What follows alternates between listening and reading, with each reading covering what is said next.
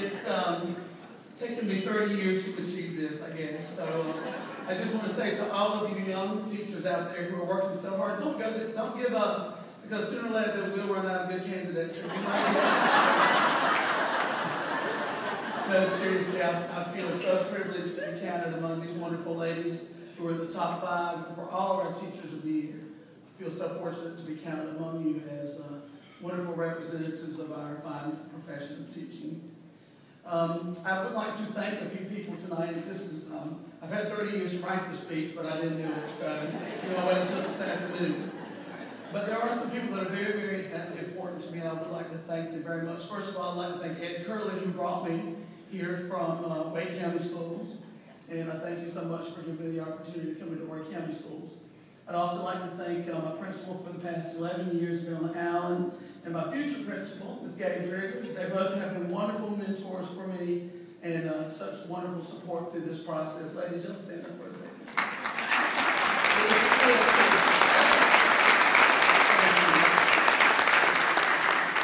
I also want to thank my co-workers, Kelly Hall and Wayne Kennedy and Don Beatty. And these are folks that work very closely with me at the high school in different ways, but all very important. And I'd like to thank you folks so much for standing with me.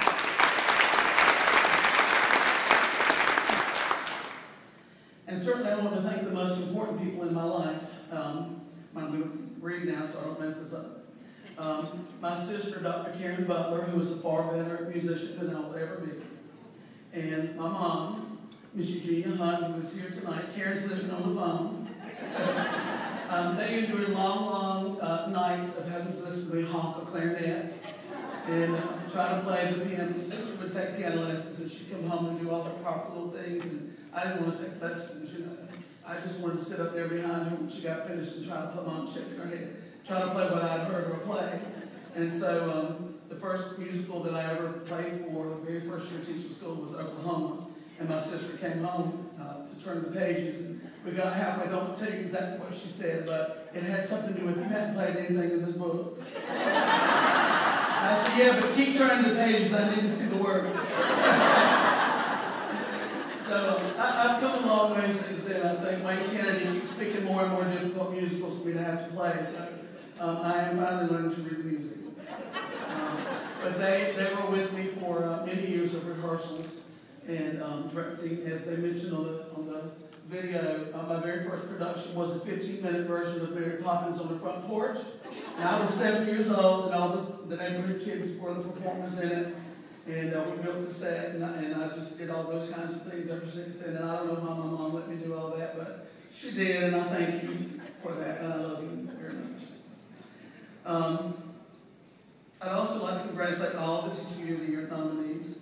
Together, we truly are the catalyst for learning in the lives for the most important people in our world, and that's our students. There's nothing more rewarding than seeing the excitement on their faces when they finally understand a math problem, conquer a science experiment, write a poem, or sing a song with beauty and emotion. The thrill of seeing our students succeed is the reason that I've dedicated my life to this wonderful and noble profession. I'd like to challenge our up-and-coming teachers. Don't count us as the old people anymore. We have a vast base of knowledge in our little brains. Things that we've learned over the years that were both successes and failures. Sometimes you learn the best lessons from a failure. And I certainly have over my time. But we have a lot of knowledge we'd like to share with our younger teachers, and I think collaboration is so very important in our field. We've come through budget cuts. We've lived through it. I survived. When they cut the arts, I still kept right on teaching. And I'm hoping that's going to happen this time. We actually lived through no air conditioning, which we've experienced tonight. No computers. We had no iPads. We had no email, no texting, and most importantly, we had no power schools. And I was thankful for those days. As many of us will attest, our desire for teaching was instilled in us by great teachers that we met along our journey of education. My junior and senior high school band director, Mr. Charles Porter, planted the seed of interest in music in my life. And he taught me the basics of music, how to read the markings, how to read the clarinet line. And I'm not talking the piano line. I could actually read the clarinet line. And believe it or not, I went to college on a clarinet scholarship, but where that clarinet is today, I couldn't. But when I got in high school, I began to sing, and a wonderful, fierce musician named Betty Jo Pierce, who is also ending her career this year. She's still teaching is at New Bern High School, and actually called me this year and said, could you collaborate with me a little bit? I want to do a Broadway show for my last hurrah. And I couldn't tell you how old she is. I thought she was old when I was in high school. She's still kicking, and that's how I'm telling you. But she was very much like me. She was very calm and loving one minute, and then she was in our face the next minute. That's something we didn't do. We call that bipolarism now. But that truly is what she was. Because she was so very passionate. This is what my students learn because they're afraid not to listen because they never listen. She was so very passionate about music. And she was the one who actually encouraged me to go into choral music instead of instrumental music, which was my initial love and thought.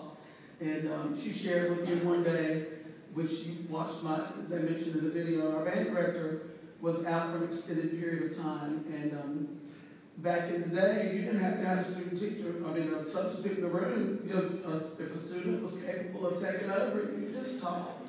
And so I taught for about 3 weeks. And I didn't teach any of the music that he sent in for us to learn. I picked my own music.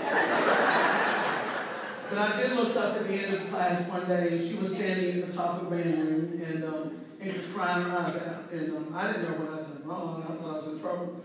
But she called me up at the end, and she said, you're going to make a wonderful educator one day. And she said, you'll never get the feeling from instrumentalists, the emotion that you'll be able to get from your choral work. And she said, I want you to think about going into choral music. And I never have once regretted that advice, and I love her always for that advice. So, in closing, I'd just like to encourage and challenge every one of you to remember the person who lit the flame for you, the flame of passion that made you want to become an educator. And never, never give up trying to pass that passion on to our next generation. Thank you so very much.